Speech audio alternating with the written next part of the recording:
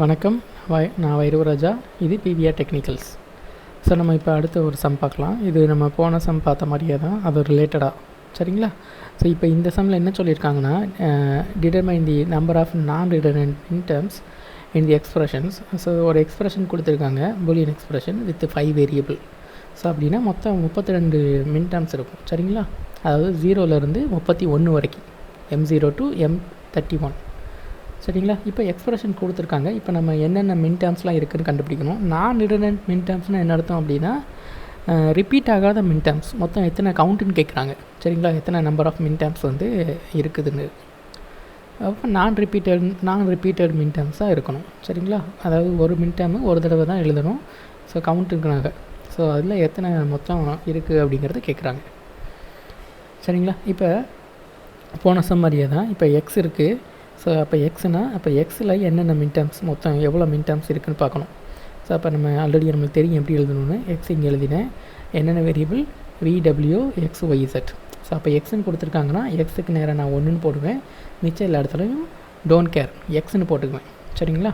So அப்படின்னா இது மட்டும் ஃபிக்ஸ்டு. அதாவது x = 1ங்கிறது ஃபிக்ஸ்டு, மித்த எல்லாமே வேரியபிள்.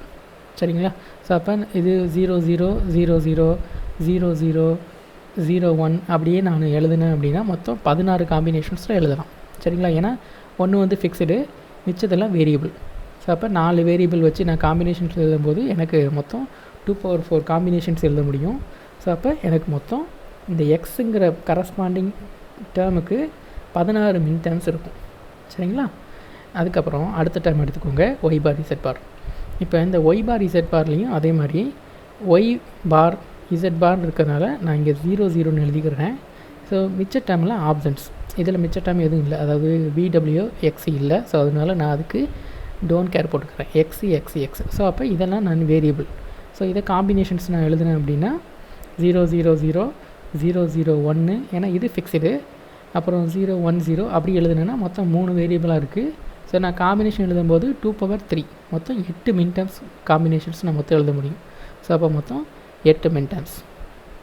சரிங்களா?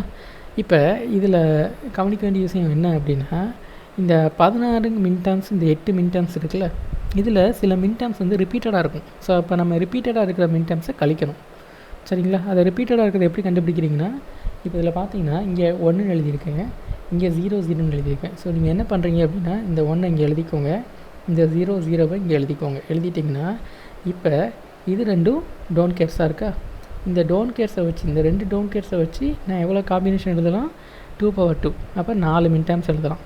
அப்படின்னு என்ன அர்த்தம் அப்படின்னா, இந்த 4 மின் டேர்ம்ஸ், அதாவது 0 0 1 0 0 0 1 1 0 0 1 0 1 0 0 1 1 1 0 0, இந்த 4 மின் டேர்ம்ஸும் இந்த 16 மின் டேர்ம்ஸ்க்கு உள்ளேயும் இருக்கும், இந்த 8 மின் டேர்ம்ஸ்க்கு உள்ளேயும் இருக்கும்.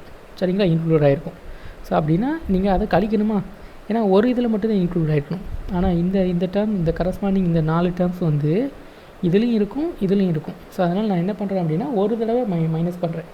ஸோ மைனஸ் பண்ணி கண்டுபிடிக்கிறேன். ஸோ மைனஸ் பண்ணேன்னா அப்போ மொத்தம் இது வந்து நான் ரிப்பீட்டட். இதை ஃபுல்லாக இது பண்ணிங்க அப்படின்னா நான் ரிப்பீட்டடாக இருக்கும். அப்போ 16 + 8 - 4, அப்போ மொத்தம் 20 நான் ரிடண்டன்ட் மின் டேர்ம்ஸ் இருக்குது. சரிங்களா? அதாவது 20 யூனிக் மின் டேர்ம்ஸ். சரிங்களா? ஸோ இந்த மாதிரி ஃபைண்ட் பண்ணணும். ஓகேவா? தென் நம்ம நெக்ஸ்ட்டு ப்ராப்ளம் பார்க்கலாம். நெக்ஸ்ட்டு ப்ராப்ளமில் என்ன சொல்லியிருக்காங்க, 2 பூலியன் எக்ஸ்பிரஷன் கொடுத்துருக்காங்க, F1 F2ன்னு. இப்போ ஃபைண்ட் பண்ண சொல்கிறாங்க. என்ன ஃபைண்ட் பண்ண சொல்கிறாங்க அப்படின்னா, F3ங்கிற ஒரு பூலியன் எக்ஸ்பிரஷன். இதில் வந்து இந்த ஃபஸ்ட்டு F1ஐயும் F2ஐயும் அண்டு பண்ணிங்கன்னா F3 கிடைக்கும் அப்படின்னு இருக்காங்க. அண்டு பண்ணுறங்கிறது ஒன்றும் கிடையாது. இப்போ மின் டேர்ம்ஸில் கொடுத்துருக்கும்போது அண்டு ஆப்ரேஷன் பண்ணிங்க அப்படின்னா காமன் என்ன மின் டேர்ம்ஸ் இருக்கோ அதை மட்டும் வச்சு எழுதணும். ஸோ காமன் மின் டேர்ம்ஸ்னு பார்க்கும்போது இதில் 2 காமன், 6 காமன். சரிங்களா? அப்போ காமன் மின் டேர்ம்ஸ் வச்சு அண்டு ஆப்ரேஷன்னா காமன் மின் டேர்ம்ஸ் எழுதணும். ஓகேவா? அப்போ F3 எழுதியாச்சு. அதே மாதிரி F4 என்ன சொல்லியிருக்காங்க, F2 - F1 சொல்லியிருக்காங்க. F2 - F1ங்கிறதுக்கு மீனிங் என்ன அப்படின்னா, F2 and with F1 complement. சரிங்களா? F1 பார். அப்போ F2 நம்மளுக்கு தெரியும், கொடுத்துருக்காங்க.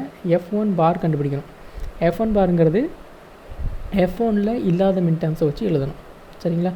F1ல் இல்லாத மின் டேர்ம்ஸு 1, அப்புறம் 4 இல்லை, 5 இல்லை. அப்போ 1 4 5ங்கிறது F1 பார். சரிங்களா? அப்போ F1 பார் எழுதியாச்சு. அதுக்கப்புறம் இந்த F2வையும் அதாவது F2வையும் F1 பாரையும் அண்டு பண்ணுறீங்க அப்படின்னா இந்த F2க்கும் இந்த F1 பாருக்கும் உள்ள காமன் மின்டேர்ம்ஸை நீங்கள் இங்கே எழுதணும். காமன் மின்டேர்ம்ஸ் 1 4 5 1 4 5. ஸோ அதனால் ஆன்சர் வந்து 1 4 5ன்னு எழுதியிருக்கேன். சரிங்களா? இது ரொம்ப சிம்பிளானது. ஓகேவா? தென் நம்ம அடுத்து ஒரு சம் பார்க்கலாம். இது ஹோம்ஒர்க் சம்னு கொடுத்துருக்கேன். எனிவே நான் ஃபுல்லாக இதை எக்ஸ்பிளைன் பண்ணியிருந்தேன். நீங்கள் கொஞ்சம் அப்படியே கோ த்ரூ பண்ணுங்கள். ஸோ இதில் என்ன சொல்லியிருக்காங்கன்னா find the number of possible functions for F2 where F is equal to F1 dot F2. சரிங்களா? அதாவது இந்த மாதிரி ஒரு லாஜிக் எக்ஸ்பிரஷன் கொடுத்துட்டு F1 கொடுத்துருக்காங்க, F கொடுத்துருக்காங்க. F2 வந்து எவ்வளோ டிஃப்ரெண்ட் டைப் ஆஃப் ஃபங்க்ஷன்ஸ் எழுதலாம் அப்படின்னு கேட்குறாங்க. சரிங்களா? இது சம் சொல்லும்போது பார்த்திங்கன்னா உங்களுக்கு புரிஞ்சிடும். அதாவது என்ன சொல்லியிருக்காங்கன்னா F1ங்கிற ஒரு ஃபங்க்ஷன் கொடுத்துட்டு 4 7 15ங்கிறது அதோட ஆன்சர்னு சொல்லியிருக்காங்க. அப்புறம் F1ங்கிறது ஒரு ஃபோர் வேரியபிள் உள்ள ஒரு ஃபங்க்ஷன். F1ங்கிற ஃபங்க்ஷன் அதுவும் ஒரு காம்பினேஷன்ஸ் கொடுத்துருக்காங்க. இப்போ இந்த F1ஐயும் நீங்கள் கண்டுபிடிக்க வேண்டிய F2 ஃபங்க்ஷனையும் அண்டு பண்ணிங்க அப்படின்னா Fங்கிற ஃபங்க்ஷன் கிடைக்கும். அப்படின்னா அதுக்கு மீனிங் என்னென்னா F1லையும் F2லையும் காமனாக இருக்க வேண்டிய மின்டேர்ம்ஸு 4 7 15. சரிங்களா? இது வந்து நீங்கள் ரிசல்ட்டிலேருந்து இதை புரிஞ்சுக்கலாம். ஏன்னா 4 7 15ங்கிறது F1ஐயும் F2வையும் அண்டு பண்ணியிருக்கிறதுனால வருது. அப்போ அண்டு பண்ணும்போது காமன் மின்டேர்ம்ஸை எடுத்து எழுதணுமா? அப்போ 4 7 15 கண்டிப்பாக F2 ஃபங்க்ஷனில் இருக்கணும். அப்படி இருந்தால் தான் நீங்கள் காமன் எழுதும்போது 4 7 15 வரும். ஏன்னா ஆல்ரெடி 4 7 15ங்கிறது F1ல் இருக்குது. ஸோ அப்போ F2லையும் 4 7 15 இருக்கும். சரிங்களா? ஆனால் இதில் இன்னொரு கவனிக்க வேண்டிய விஷயம் என்ன அப்படின்னா இப்போ இதில் இல்லாத வேரியபிள் ஆக்சுவலாக இதில் இருக்கிற வேரியபிள் இதில் இருந்ததுன்னா ஆன்சரில் வந்துடும். ஏன்னா காமனில் வந்துடும். சரிங்களா? இன்னொரு விஷயமா எப்படி இருக்கலாம்னா இதில் இல்லாத வேரியபிள் இதில் இருக்கலாம். சரிங்களா? ஏன்னா இதில் இல்லாத வேரியபிள் இதில் இருக்கிறதுக்கான வாய்ப்பு இருக்குது. ஏன்னா பாசிபிள் ஃபங்க்ஷன்ஸ்னு உங்களுக்கு கொடுத்துருக்காங்களா? அப்போ எவ்வளோ டிஃப்ரெண்ட் டைப் ஆஃப் பாசிபிலிட்டிஸ் F2க்கு எழுத முடியுங்கிறத நீங்கள் கண்டுபிடிக்கணும். சரிங்களா? கண்டிப்பாக 4 7 15 இன்க்ளூட் ஆயிரும். அது போக அது கூட வந்து என்னென்ன டிஃப்ரெண்ட் டைப் ஆஃப் இருக்கலாம் மின்டேர்ம்ஸ் வந்து இன்க்ளூட் ஆகிருக்கலாம் அப்படிங்கிறத நீங்கள் கண்டுபிடிக்கணும். அப்படின்னா அதுக்கு மீனிங் என்னென்னா இதில் இல்லாத மின்டேர்ம்ஸ் F2வில் இன்க்ளூட் ஆகி இருக்கலாம். சரிங்களா? அதுவும் இட் இஸ் அ பாசிபிள். ஏன்னா காமன் கிடையாதுல்ல. சரிங்களா? அப்படின்னா எத்தனை டிஃப்ரெண்ட் ஃபங்க்ஷன்ஸ் எழுதலாம் அப்படிங்க பார்க்குறதுக்கு நீங்கள் என்ன பண்ணணும்னா எத்தனை மின்டேர்ம்ஸ் வந்து இதில் இல்லாமல் இருக்குதுன்னு பாருங்கள். 0 1 2 3 4 அப்புறம் 5 இல்லை 6 இல்லை. சரிங்களா? அப்போ 5 6 இல்லை. அப்புறம் 7 8 9 10 11 இருக்குது. 12 13 14 இல்லை. அப்போ மொத்தம் 5 மின்டேர்ம்ஸ் வந்து இதில் இல்லை. மொத்த டேர்ம்ஸில் 5 மின்டேர்ம்ஸ் இல்லை. அப்படின்னு அதுக்கு என்ன மீனிங்காக இருக்கலாம்னா இந்த 5 இல்லாத 5 மின்டேர்ம்ஸ் F2வில் இருக்கலாம். அதில் எதுவும் தப்பு இல்லை. ஏன்னா ரெண்டையும் நீங்கள் காமன் மின்டேர்ம்ஸ் இருக்கிறது இதில் வரும். அப்போ இதில் இல்லாத இதில் மட்டும் இருக்குன்னா அது காமன் கிடையாது. சரிங்களா? அதனால் F2வில் இதில் இல்லாத அந்த 5 மின்டேர்ம்ஸும் இருக்கலாம். சரிங்களா? அப்போ அந்த 5 இருக்கலாம்னு சொல்லியிருக்கோம்ல. அப்போ அதர் பாசிபிலிட்டிஸ். அப்போ அந்த 5 மின்டேர்ம்ஸை வச்சு நீங்கள் டேர்ம்ஸ் பாசிபிலிட்டிஸ் எழுதுனீங்கன்னா 2^5 காம்பினேஷன்ஸ் எழுதலாம். சரிங்களா? அதனால ஆன்சர் என்னென்னா there is 2^5 possible F2 functions. அதாவது 32 பாசிபிள் F2 ஃபங்க்ஷன்ஸ் எழுதலாம். உங்களுக்கு புரிஞ்சிருக்கும்னு நினைக்கிறேன் நான் என்ன சொல்கிறேன்ட்டு.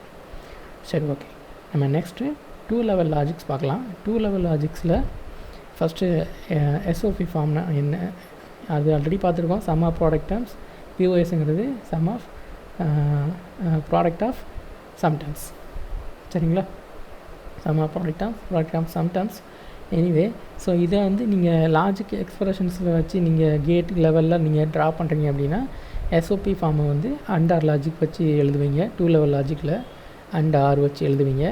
அதே மாதிரி POSயில் வந்து நீங்கள் கேட் லெவலில் நீங்கள் ட்ரா பண்ணும்போது ஆர் அண்டு. சரிங்களா? அதாவது சம் ஆஃப் ப்ராடக்ட்ஸ் வந்து அண்டு, சம்மு வந்து ஆறுமாங்க. சரிங்களா? அதே மாதிரி ப்ராடக்ட் ஆஃப் சம்முக்கு 6, ப்ராடக்ட்டுக்கு அண்டு. சரிங்களா? எனிவே இந்த அண்ட்/ஆர் லாஜிக்கை நீங்கள் மொத்தமாகவே நேண்டாக மாற்றிக்கலாம்.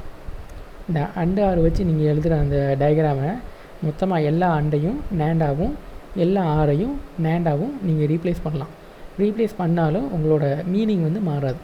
சரிங்களா? இது ஆல்ரெடி உங்களுக்கு தெரிஞ்சுக்கணும்னு நினைக்கிறேன். It is equivalent to AND ஆறுங்கிற 2 லெவல் லாஜிக் வந்து it is equivalent to NAND. சரிங்களா? அதே மாதிரி ஆர் அண்டுங்கிற ஒரு 2 level logic it is equivalent to NOR. சரிங்களா? அண்டு ஆறு அண்டில் நீங்கள் எழுதுறதுக்கு பதிலாக சர்க்யூட்டை ட்ரா பண்ணுறதுக்கு பதிலாக நீங்கள் மொத்தமாகவே எல்லாத்தையுமே நாராக வந்து நீங்கள் அதே சர்க்யூட்டை மொத்தமாக எல்லாத்தையுமே நீங்கள் நாராக மாற்றினாலும் உங்களோட மீனிங் வந்து மாறாது. சரிங்களா? அதுதான் அதோட மீனிங். அண்டு ஆரை வந்து நீங்கள் நேண்டாக எழுதலாம், ஆறு அண்டை வந்து நாராக நீங்கள் எழுதலாம். சரிங்களா? இப்போ 2 லெவல் லாஜிக்னால் என்ன, ஹைப்ரிட் லாஜிக்னால் என்னென்னு பார்க்கலாம். 2 லெவல் லாஜிக்ங்கிறது ஸோ இதில் நீங்கள் இந்த டயக்ராமை நீங்கள் கம்பேர் பண்ணாலே உங்களுக்கு புரிஞ்சிருக்கும். 2 லெவலுங்கிறது இது ஒரு பர்டிகுலர் லெவல், இந்த அண்டு. சரிங்களா? ஸோ இந்த அண்டுங்கிறது ஒரு பர்டிகுலர் லெவல், அடுத்த ஆறுங்கிறது நெக்ஸ்ட் லெவல்.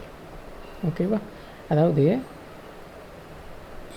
எல்லா இன்புட்ஸுமே கடைசியாக நீங்கள் சேரும்போது ப்ரொபகேஷன்ஸ் வந்து கரெக்டாக ஒவ்வொரு லெவலையும் தாண்டி போயிடும்.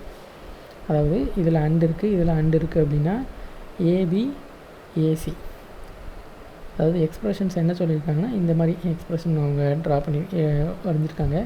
அதாவது ஏபி ப்ளஸ் ஏசி, அதாவது அதுக்கு மீனிங் என்ன, ஏ இன்ட்டு இது நீங்கள் ஏவை காமன் எடுத்திங்கன்னா A into B plus C. So இதுதான் உங்களோட ஃபங்க்ஷன். ஆனால் 2 லெவல் லாஜிக்கில் நீங்கள் எழுதும்போது என்ன பண்ணுவாங்க அப்படின்னா ஃபஸ்ட்டு லெவலை வந்து ஃபுல்லாக அண்டு வச்சும் நெக்ஸ்ட்டு லெவலை ஃபுல்லாக ஆறு வச்சும் பண்ணியிருப்பாங்க.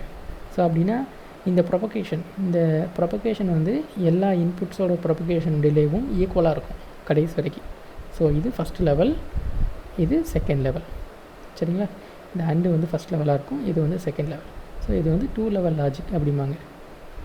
ஓகேங்களா? இதில் என்ன அட்வான்டேஜ் அப்படின்னு பார்த்தீங்கன்னா all the input variables will have equal propagation delay. சரிங்களா? இப்போ இந்த ஏ வந்து இங்கே அவுட்புட்டுக்கு வரணுனாலும் ஒரு அண்டை தாண்டி இங்கே வரணும். அதே மாதிரி இந்த ஏ வரணுனாலும் இந்த அண்டை தாண்டி தான், இந்த ஆரை தாண்டி இங்கே வரணும். சிக்கும் அதே மாதிரி தான், பிக்கு அதே மாதிரி தான். ஏன்னா இதில் வந்து எல்லா லெவல்லையுமே இந்த 2 லெவல்லையுமே கேட்ஸ் வந்து இருக்குது. சரிங்களா? அதனால் ப்ரொபகேஷன் டிலே ஈக்குவலாக இருக்கும்.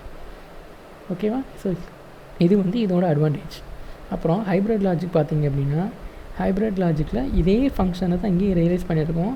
ஆனால் இங்கே வந்து என்ன பண்ணியிருக்கோன்னா இந்த 2 லெவல்ஸ் யூஸ் பண்ணாமல் ஹைப்ரிட் பண்ணியிருக்கோம். ஹைப்ரிட்னா என்ன அர்த்தம் அப்படின்னா இப்போ இன்புட்ஸ் வந்து இது வந்து செகண்ட் லெவலுக்கு ஆக்சுவலாக இந்த ஏங்கிற இன்புட்டு செகண்ட் லெவலில் டேரெக்டாக கனெக்ட் பண்ணியிருக்கோம், இந்த பிசியை வந்து ஃபஸ்ட் லெவலில் கனெக்ட் பண்ணியிருக்கோம். ஸோ அதனால் என்னாகும் அப்படின்னா சேம் லாஜிக் தான். இப்போ இந்த எஃப் எழுதுனீங்கனாலும் it is equivalent to A into B plus C. சரிங்களா? இந்த எஃப்பும் it represent A into B plus C. ஏன்னா பி ப்ளஸ் சி பண்ணிவிட்டு அதுக்கப்புறம் நீங்கள் டேரெக்டாக அடுத்து ஒரு அண்டு போட்டு இந்த ஏவை கொண்டு போய் இங்கே ஜாயின் பண்ணியிருக்கீங்க. சரிங்களா? அதனால் என்ன ஆகும் அப்படின்னா ப்ரொபகேஷன் டிலே அன்ஈக்குவலாக இருக்கும். ஏன் அப்படின்னா இந்த ஏ வந்து டேரெக்டாக செகண்ட் லெவலில் கனெக்ட் ஆகிருக்கும், இந்த பிசி வந்து ஒரு ஆரை கடந்து தான் அடுத்த லெவலுக்கு போகணும். சரிங்களா? அதனால் என்ன ஆகும்னா பிசியோட சேஞ்சஸ் வந்து லேட்டாக தான் ரிஃப்ளெக்ட் ஆகும், ஆனால் ஏவோட சேஞ்சு குயிக்கராக ரிஃப்ளெக்ட் ஆகிடும். ஏன்னா ஏ வந்து டேரெக்டாக செகண்ட் லெவலுக்கு போயிருக்கும், பிசி வந்து ஃபஸ்ட் லெவலை கடந்து தான் செகண்ட் லெவலுக்கு இன்புட் ஆகும். சரிங்களா? ஸோ அதனால் இதில் வந்து ப்ரொபகேஷன் டிலே அன்ஈக்குவலாக இருக்கும். ஆனால் அட்வான்டேஜ் இருக்குது. என்ன அட்வான்டேஜ் அப்படின்னா for a given function total number of inputs are less. சரிங்களா? ஏன்னா இன்புட்ஸ் வந்து லெஸ்ஸாக இருக்கும். ஏன் அப்படின்னா நீங்கள் சிம்பிளி பண்ணிவிட்டு ட்ரா பண்ணுறீங்க. சரிங்களா? லெஸ்ஸாக இருக்கும். ஸோ நம்பர் ஆஃப் கேட்ஸ் வந்து லெஸ்ஸாக தேவைப்படும். ஏன்னா இன்புட்ஸ் லெஸ்ஸுங்கும்போது நம்பர் ஆஃப் கேட் ரெக்கார்டும் லெஸ். ஏன் இந்த காசு நீங்கள் இந்த டயக்ராமை கம்பேர் பண்ணாலே உங்களுக்கு தெரிஞ்சிடும். சரி, 2 சேம் ஃபங்க்ஷன், ஆனால் இந்த இதுக்கு 1 2 3 கேட்ஸ் தேவைப்படுது, இதில் வந்து 2 கேட்ஸ் வச்சு நீங்கள் பண்ணிடலாம். சரிங்களா? ஸோ அதனால் நம்பர் ஆஃப் கேட்ஸ் வந்து லெஸ்ஸு, நம்பர் ஆஃப் இன்புட்ஸும் லெஸ்ஸு. ஏன் இங்கே 1 2 3 4 இன்புட் தேவை, இங்கே வந்து 1 2 3 இன்புட். சரிங்களா? ஸோ அது வந்து இதோட அட்வான்டேஜ். எனிவே ஆனால் ப்ரொபகேஷன் டிலே அன்ஈக்குவலாக இருக்கும் இந்த ஹைப்ரிட் சர்க்யூட்டில். சரிங்களா? எனிவே ரிமைனிங் நம்ம நெக்ஸ்ட் கிளாஸில் பார்க்கலாம். தேங்க்யூ.